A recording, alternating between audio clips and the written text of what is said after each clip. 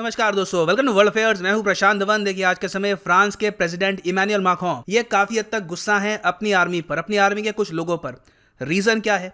कुछ ex army general और अभी भी जो काम कर रहे हैं इनकी आर्मी में कुछ लोग, कुछ सोल्जर्स, इन्होंने एक चिट्ठी लिखी। चिट्ठी में वार्निंग ये दी गई है फ्रांस को कि बहुत ही जल्द एक इस्लामिस्ट सिविल वॉर हो सकती है फ्रांस में।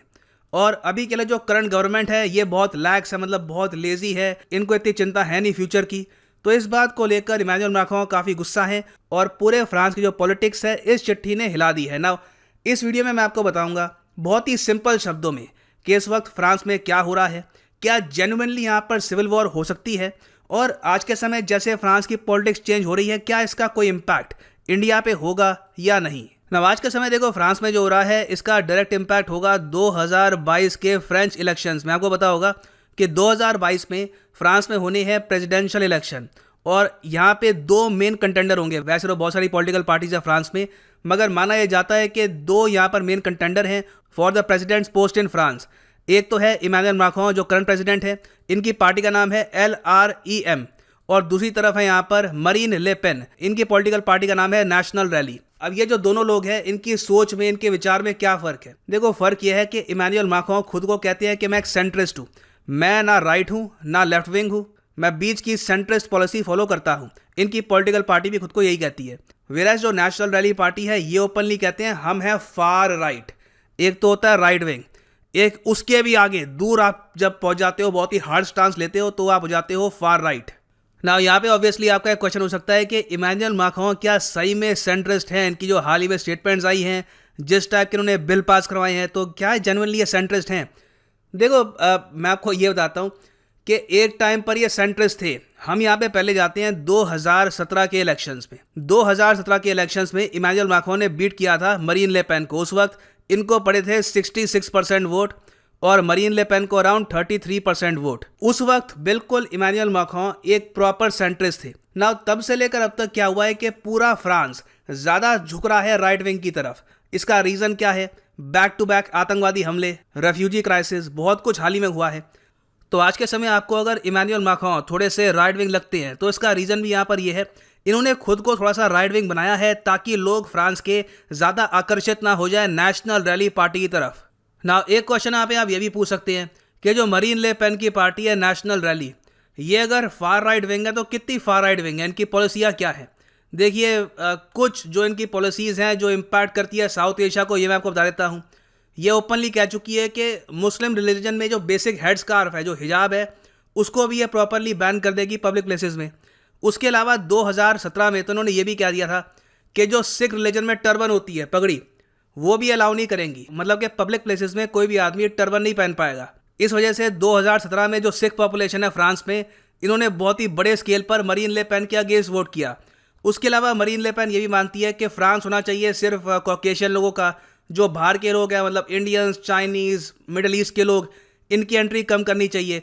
तो ये ऑलमोस्ट आप कह सकते हैं डोनाल्ड ट्रंप इनटू 10 है ये, ठीक है, आप ये समझ लो। तो ये तो आपने समझ ली बेसिक्स फ्रेंच पॉलिटिक्स की। अब बात करते हैं हाल ही में क्या हुआ है और इसका क्या इम्पैक्ट पड़ेगा फ्रांस की पॉलिटिक्स में। क्या हुआ कि 20 retired general French military force के, इन्होंने एक चिट्ठी लिखी। इन्होंने यहाँ पर यह कहा कि फ्रांस आज के समय एक सिविल वॉर की कगार पे है। जो इस्लामिस्ट हैं इन फ्रांस, इन्होंने पेरिस के बहुत सारे हिस्सों को कब्जा लिया है और कभी भी यहाँ पर वायलेंस हो सकता है। जो करंट गवर्नमेंट है इस चीज़ को लेकर ज़रा एक्टिव है नहीं।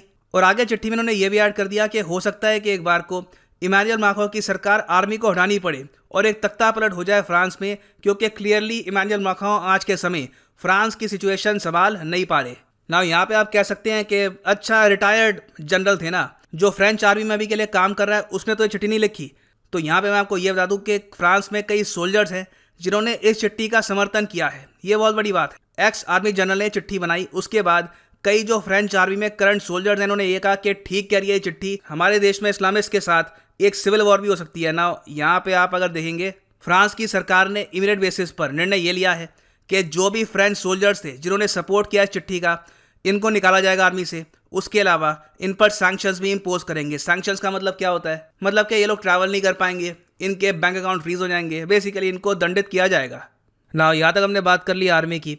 आर्मी के अलावा क्या है कि पेरिस की जो मेयर है ये भी कह रही है कि मैं एग्री करती हूँ यहाँ पर मिलिट्री चीफ के साथ। अब यहाँ पे आप कहोगे वाओ, मतलब फॉर्मर आर्मी जनरल्स, उसके बाद जो अभी के लिए सोल्जर्स काम कर रहे हैं in French army, even mayor, मगर ये सब यहाँ पे क्या क्या रहे हैं, इस्लामिस्ट के साथ सिविल वॉर होगी, इसका मतलब क्या है?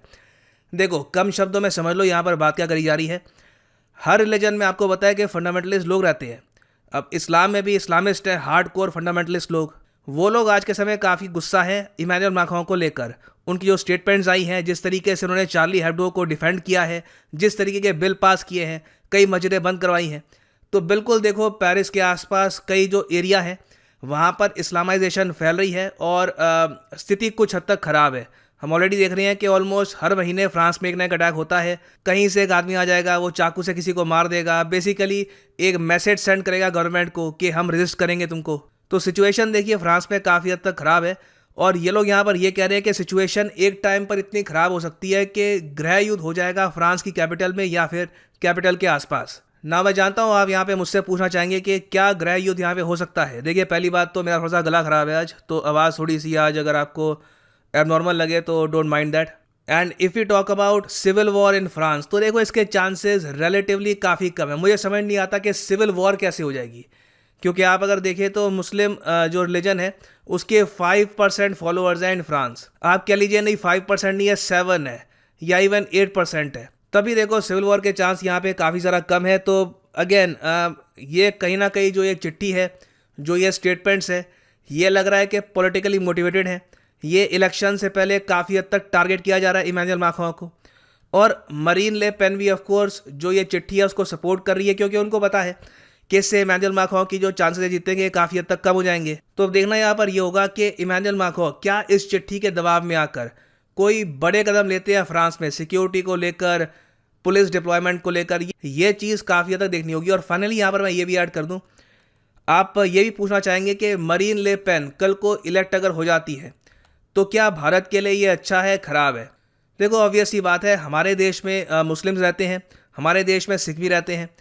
तो अगर मान लो फ्रांस में ये मुस्लिम्स और सिख्स के जो बेसिक राइट्स हैं उसको ख़त्म कर देती हैं कि आप यहाँ पे हिजाब नहीं पहन सकते, आप पगड़ी नहीं पहन सकते, तो इससे कहीं ना कहीं फ्रांस और भारत के जो रिलेशंस हैं इस पर नेगेटिव इम्पैक्ट पड़ेगा। दूसरी बात यहाँ पर यह भी है कि इंडियंस की जो इमिग्रेशन है टू फ्रांस ये काफ़ी हद तक कम कर देगी, तो इससे पीपल टू पीपल कॉन्टैक्ट रुकेगा।